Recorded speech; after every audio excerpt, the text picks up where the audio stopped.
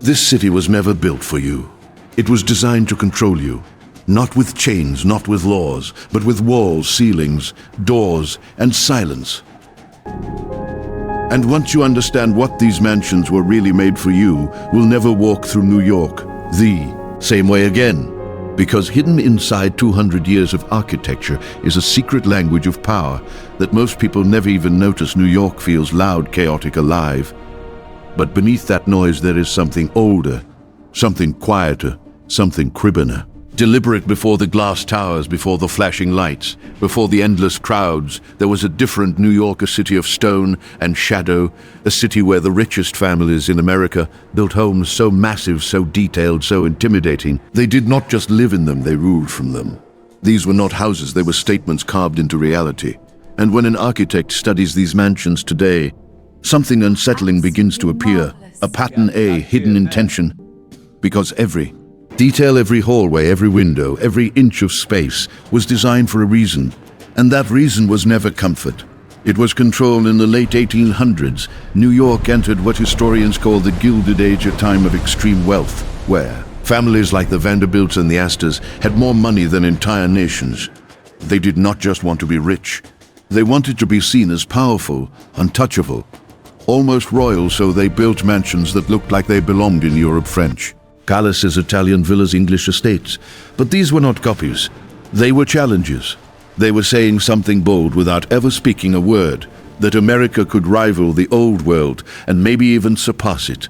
And so Fifth Avenue became a corridor of power, lined with homes that looked more like castles than residences. Massive stone facades, towering columns, grand staircases that seemed to rise forever from the outside. These mansions looked beautiful, but beauty was only the surface. Step inside, and the story changes. An architect walking through these spaces today does not just see luxury, they see strategy. Because nothing inside these mansions is random. Take the entrance. It is never simple. It is meant to overwhelm you the moment you step inside. High ceilings towering above your head, making you feel smaller than you expected. Chandeliers hanging like distant stars, reminding you that this is not your world. And then there is the staircase, always placed in a way that draws your eyes upward. Because when the owner appears at the top, they are not just entering the room, they are descending into it like a figure of authority. Every guest watching every movement, calculated every step.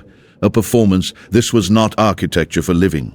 This was architecture for theater, and the deeper you go, the more unsettling it becomes. Rooms that seem too large to be practical, doors that lead to unexpected places, corridors that feel slightly hidden, slightly off. At first it feels like excess, like wealth taken to the extreme. But then you start to notice something else, something more deliberate.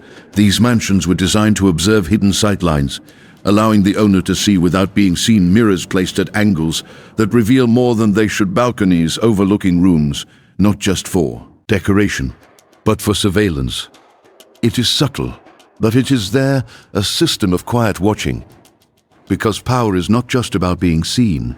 It is about seeing everything else. Even the servants who lived and worked in these homes were part of the design.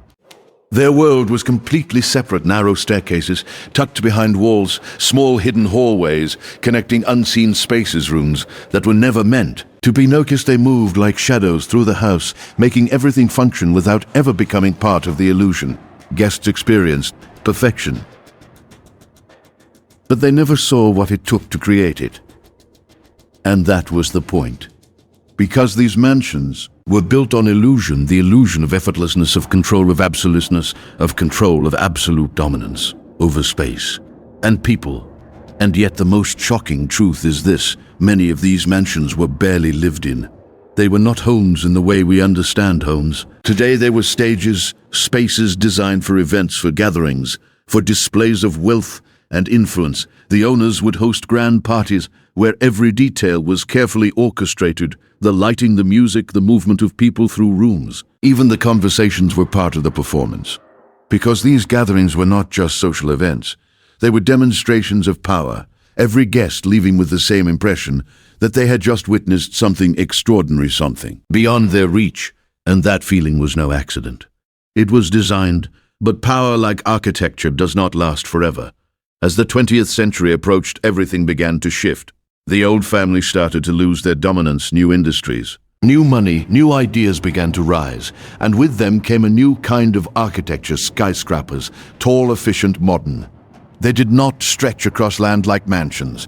They climbed into the sky, and suddenly space was no longer about width, it was about height. The mansions that once defined New York began to disappear. One by one, they were demolished, replaced by buildings that could hold more people, generate more profit, move faster with the changing world, the city that once displayed power. Through private homes now displayed it, through public skylines, steel replaced stone glass, replaced marble, but something interesting happened. The philosophy behind the mansions did not vanish. It adapted. Look at modern luxury buildings. The penthouses at the very top, separated from everyone else. Private entrances hidden from the street lobbies, designed to impress the moment you walk in. Security. Systems that control who enters and who does not. It is the same language of power, just spoken in a different form. The same idea of separation, of visibility, of control. Even today, architecture continues to shape how we feel without us realizing it. A tall ceiling still makes you feel small. A grand entrance still commands attention. A hidden space still creates mystery. The difference is that now we are surrounded by it everywhere, not just in mansions, but in offices, hotels, apartment buildings. Entire cities, and most of the time we never question it. We just feel it, which is what makes it so powerful, because the most effective control is the kind you do not notice. So when an architect breaks down 200 years of New York mansions, they are not just studying buildings, they are uncovering a system, a way of thinking about space, about people, about power itself. A system that began with stone walls and chandeliers, but continues today in glass towers and steel frames. And once you see it, you cannot unsee it. The next time you walk through a building, pay attention, notice how it makes you feel, where you are allowed to go, and where you are not, what you can see and what is hidden from you. Ask yourself who this space was designed for and what it wants you to believe, because architecture is never just about structure. It is about intention.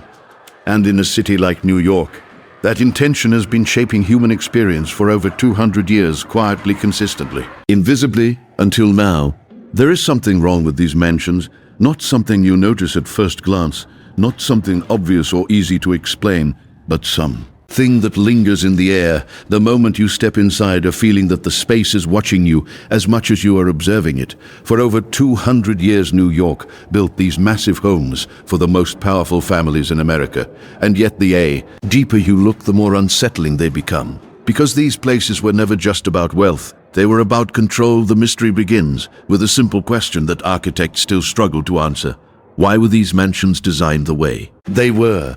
Why build rooms so large they echo with emptiness? Why create hallways that twist and disappear into hidden corners? Why include doors that lead to nowhere or passages that seem intentionally concealed? At first it feels like extravagance, like the natural result of unlimited money and imagination. But that explanation falls apart the moment you study the details. Nothing in architecture is accidental. Every line, every angle, every material serves a purpose. And when you map these mansions carefully, a pattern begins to emerge, a pattern that suggests these homes were designed not just to impress, but to influence behavior, to shape how people moved, how they felt, how they saw themselves in relation to the owner. The conflict lies in this hidden intention, because while guests experienced beauty, elegance, and luxury, they were also being subtly manipulated by the space around them. The grand entrance did not just welcome them, it overwhelmed them. The towering ceilings did not just create openness, they made visitors feel smaller, less significant. The layout guided movement in a way that placed the owner always at the center, always in control of every interaction. It was invisible, but it was powerful, and once you realize it, the entire purpose of these mansions begins to shift. They were not homes in the traditional sense, they were instruments, tools used to establish dominance, without ever appearing aggressive. But the deeper mystery goes further, because these mansions were also designed for something else. Observation hidden within their walls were subtle features, that allowed owners to see without being seen, angles that revealed entire rooms from unexpected vantage points, balconies that overlooked gatherings like silent watchtowers, mirrors positioned not just for decoration but for awareness. It created an environment where nothing truly happened out of sight, and yet no one felt like they were being watched. That is where the genius and the darkness of the design come together. Because the most effective control is the kind that feels natural, the kind that does not announce itself, the kind that makes people believe they are free while quietly guiding every move. The shocking truth is that these mansions were never about comfort or even luxury. They were about power in its purest form, psychological power, the ability to influence how others think and feel without ever speaking a word. And perhaps the most disturbing part is how successful they were. Guests would leave these homes impressed, overwhelmed, even inspired, but they would not fully understand why. They would simply feel the weight of the experience, the sense that they had stepped into a world far above their own, and that feeling would stay with them long after they left, reinforcing the status of the people who owned these spaces. But behind this illusion of perfection, there was a darker reality hidden, just out of sight. The servants who maintained these mansions lived in a completely different world. Their spaces were small, cramped, and deliberately invisible. Narrow staircases tucked behind walls allowed them to move without being noticed. Hidden corridors connected rooms so they could serve without interrupting the illusion. They existed within the same structure, but in a completely separate reality, one of luxury above and one of labor below. This separation was not just practical. It was intentional because the illusion of effortless wealth depended on hiding the effort completely. Guests were not meant to see the machinery behind the performance. They were meant to believe that everything simply existed in perfect harmony, and that illusion required sacrifice, not just of space, but of people's lives lived in the shadows to maintain a world of light. As time passed, the world began to change. The power structures that created these mansions started to weaken. New industries rose, new fortunes were made, and the old symbols of wealth began to lose their dominance. The city itself transformed, growing upward. Instead of outward, skyscrapers replaced mansions, and the landscape of power shifted from private homes to public skylines. One by one, these grand estates were demolished, erased from the city, as if they had never existed. And with them, the secrets they held seemed to disappear as well. But the truth is, they never really vanished. They evolved. The same principles that shaped those mansions still exist today in luxury apartments, in corporate buildings, in the very layout of modern cities. Idea of controlling perception through space did not die.